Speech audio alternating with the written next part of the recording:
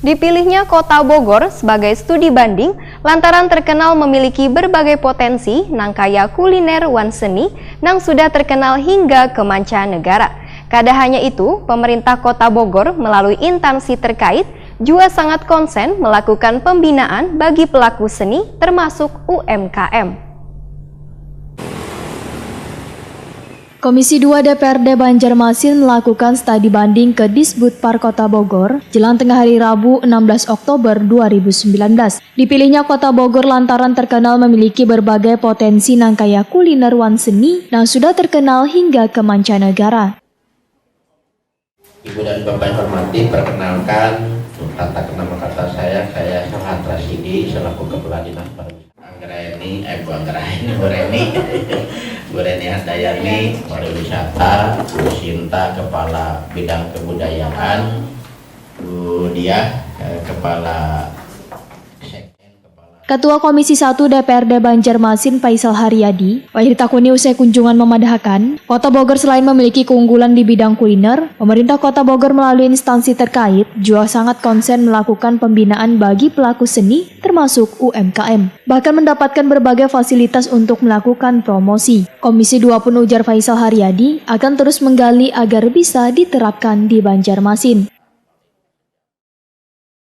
Mereka tadi memberikan treatment khusus kepada Kota Banjarmasin sehingga sanggar, kemudian kelompok-kelompok seni itu bisa berkembang dan bisa menembus ke level nasional bahkan internasional. Dan kemudian terkait kegiatan-kegiatan yang boleh dikatakan hampir mirip dengan budaya lokal kita di Banjarmasin, yakni tentang festival-festival kuliner. Jadi tadi Bogor tadi juga menyampaikan bahwa mereka sangat rajin melaksanakan festival-festival kuliner sehingga ekonomi kreatif dan pertumbuhan usaha baru khususnya di bidang kuliner ini bisa lebih maju dan berkembang. Bogor sama hanya dengan Banjarmasin mungkin secara struktur karena memang Bogor ini masyarakat Jakarta, Bekasi dan sekitarnya ini hanya untuk makan siang bahkan makan malam saja mereka ke Bogor. Nah ini yang coba kita gali seperti apa pembinaan Kota Bogor terhadap khususnya pengusaha, kemudian juga wirausaha baru di bidang kuliner. Banyak tadi informasi yang sudah disampaikan. Mudah-mudahan dalam waktu dekat ini kami Komisi 2 beserta kawan-kawan Dinas Pariwisata di Kota Banjarmasin bisa turut menerapkan sehingga PAD yang didapat melalui sektor ini cukup mudah-mudahan dalam waktu dekat. Sementara itu, anggota Komisi 2 DPRD Banjarmasin Nur Latifah menyatakan, pembinaan pelaku seni di Kota Bogor patut diapresiasi, dikarenakan terus mendapatkan dukungan, bahkan pemerintah kota melalui instansi terkait selalu memberikan berbagai fasilitas, meskipun anggaran terbatas. Dari dinas sendiri tidak mengeluarkan dana APBD, sangat jarang sekali.